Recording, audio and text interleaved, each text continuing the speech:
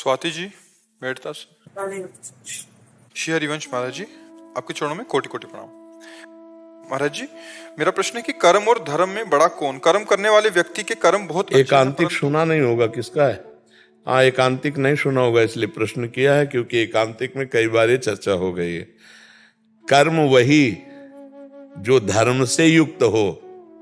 अगर धर्म से युक्त नहीं तो कुकर्म है, वो कर्म थोड़ी कहा जा सकता है, वो कुकर्म हो जाएगा। जो धर्म विरुद्ध है वो कर्म नहीं है, वो कुकर्म है, अशुभ कर्म है। और जो धर्म से युक्त है उसे ही कर्म कहते हैं। तो ये जो भेद की कर्म और धर्म, ये सांसारिक शब्दों में है। शास्त्रीय शब्दों में धर्म युक्त ही जो क्रिया है उसे कर्म कहते हैं, और जो धर्म के विरुद्ध है उसे कुकर्म कहते हैं।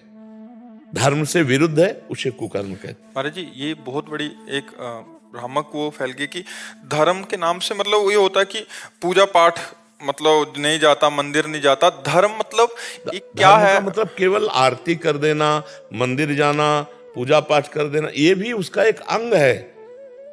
लेकिन धर्म का मतलब आपका उठने से लेकर शयन तक, जीवन से लेकर मरण तक आपके जितने आचरण हैं वो सब धर्मयुक्त होने चाहिए।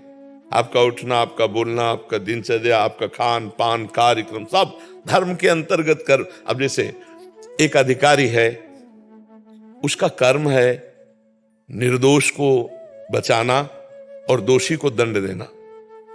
अब ये उसका धर्म है, धर्म से युक्त कर्म है। अब उसने निर्दोष को तो दंड दे दिया और दोषी को छोड़ दिया और रुपया ले लिया, अब ये कुकर्म हो गया। समझ रहे ना? अब धर्म का मतलब बहुत पूरा जीवन है, पूरा जीवन है। एक आदमी दौड़ के आपके पास है, हमें बचा लीजिए, वो आदमी मार रहा है। अब आपको तत्काल एक्शन में आना है, क्योंकि उस शरण में आ गया कि हम बचाने की सामर्थ्य रखते हैं, जितनी उतनी हम कोशिश करते हैं, और हम हंस करके उसको उसी के हाथ में उसको दे दिया जो मारने आ रहा था। अब ये हत्या हो गई आपके द्वारा।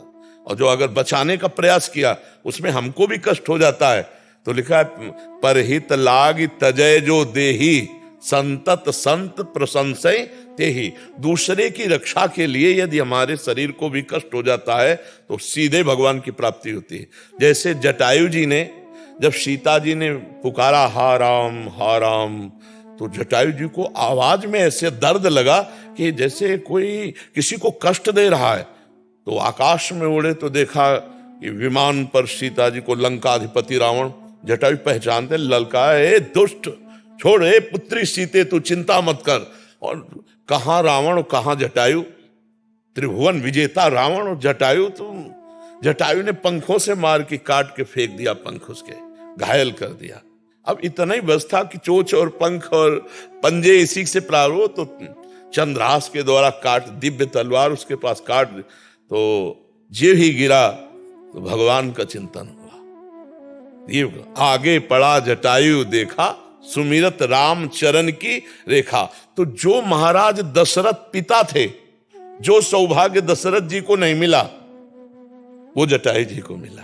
भगवान ने जटायु जी को अपनी गोद में और दुलार करते हुए संपूर्ण अंत्येष्टि क्रिया की, और भगवान का स्वरूप धारण करके गीध भगवान के धाम को गया। किस कारण से?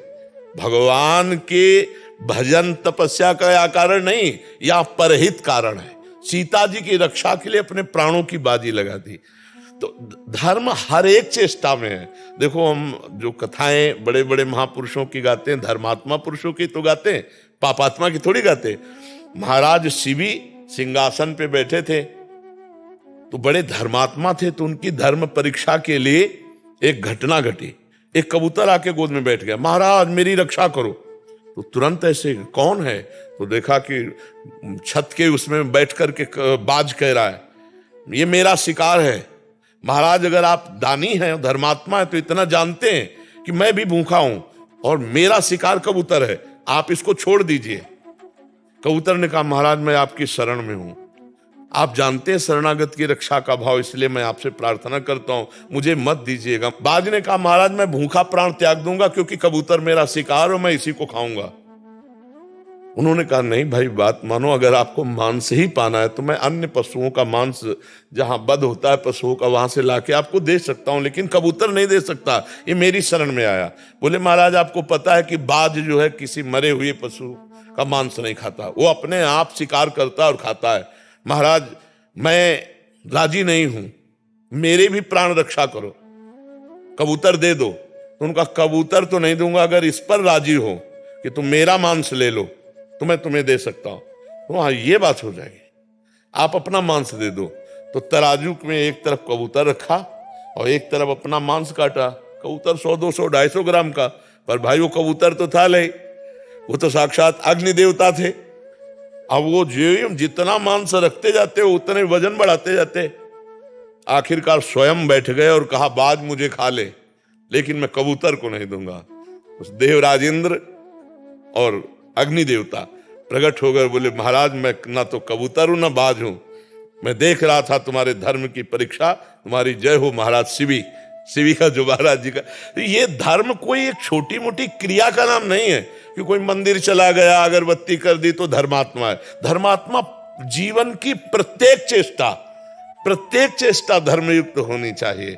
संभाल के पैर रख रहे हैं, किसी जीव जंतु को न लग जाए, संभाल के बोल रहे हैं, किसी के हृदय न दुख जाए, हमारी हर चेष्टा धर्ममयी, तब वो धर्मात्मा कहा जाता है। परिभाषा में देखा जाए तो भागवतिक कानून जो सबके लिए नियमावली कह सकते हैं उसे, तो मतलब जो विधान बनाया गया शास्त्रोचित, तो उसको धर्म कहते हैं। हाँ, उसको कैसे चलना है, क्या आपका कर्तव्य है अपने पारिवारिक, उसको धर्म, ये वर्ड धर्म वहां लागू होता है। बिल्कुल, सब धर्म भगवान के चरणारविंद से जुड़ने से अपने आप आ जाएंगे। जो भगवान से विमुख है वो धर्म को धारण करना बड़ा कठिन है। अब जैसे सबसे ज्यादा हमें दुखद घटना इस समय लगती है कि नौजवान जब अपने माता पिता को मारते हैं। बड़ी शर्म की बात है कि हम रोज इस बात को जागृत करते हैं कि जिन माता पिता ने मुझे पाला पोसा, मतलब कितना गंदा हमारा व्यवहार माता जी के साथ रहा होगा, जब हमें ज्ञान नहीं सोच का, लघु शंका का, और वो गोद में लिए वहीं रख दिया, वहीं लघु शंका कर दी। वो कभी हमको डांटे नहीं, हमको इतना बड़ा किया। और जब हम जवान हो गए और वो वृद्धावस्था में शरीर शिथिल है और वो लघु शंका वो निकल जाती है, सोच निकल जाती है, फिर जब वो गाली देते हैं, मारते हैं, तो लगता है कि मतलब कितना धर्म का ह्रास होता जा रहा है। बूढ़े माता पिता को अनाथालय में छोड़ देना या रोड पे छोड़ देना या मार पीट कर घर के अंदर बहुत दुर्दशा पूर्वक रखना, ये सब धर्म विरुद्ध आचरण है। और ऐसे आचरणों से आपका जीवन आगामी बड़ा दुखद होगा। इसलिए गृहस्थी में माता पिता को भगवान के समान समझो, अपने आचरणों को पवित्र रखो। अब धर्म की परिभाषा कैसे कोई समझेगा जब ये जो गंदी बातें चल गई हैं, boyfriend girlfriend, live in relation, ये कैसे धर्म को समझेंगे लोग, कैसे समझेंगे? सरकारी दस्तखत के कागज बनते हैं लिव इन रिलेशन के, 1 महीना 2 महीना, ये है क्या भाई? तुमने अपने जीवन को, चरित्र को क्या समझ रखा है? अपना चरित्र बिगड़ गया तो सब कुछ बिगड़ गया। वो एक अंग्रेजी में वो था कि जिसका धन गया तो कुछ नहीं गया, स्वास्थ्य गया तो थोड़ा बहुत गया, और चरित्र गया तो सब कुछ चला गया। अब उल्टा है, धन के लिए वो चरित्र भी बेच सकता है आज का समाज जो है। तो इसलिए हमें लगता है अपने चरित्र को पवित्र रखना चाहिए, तभी हम धर्म को समझ पाएंगे। जब चरित्रहीन है तो फिर मूल ही धर्म का जो मूल चरित्र है, हमारे यहाँ चरित्र पूजा जाता है और चरित्र ही हीन हो गया। आज हमारा समाज चरित्र को नष्ट कर रहा है, अपने चरित्र को नष्ट कर रहा है। ये बिल्कुल ठीक नहीं है। भाई बहनों से सबसे प्रार्थना है, जब तक पाणी ग्रहण न हो तब तक पवित्र रहो, ब्रह्मचर्य रहो, दोस्ती करो, लेकिन गंदे आचरण मत करो, तो तुम्हारा जीवन धर्म में रहेगा। और जब पहले ही से ये सब भ्रष्टाचार शुरू हो गया तो फिर कहाँ धर्माचार आएगा? वो धर्म की बातें केवल कर लिए जाए, धर्म नहीं रहेगा।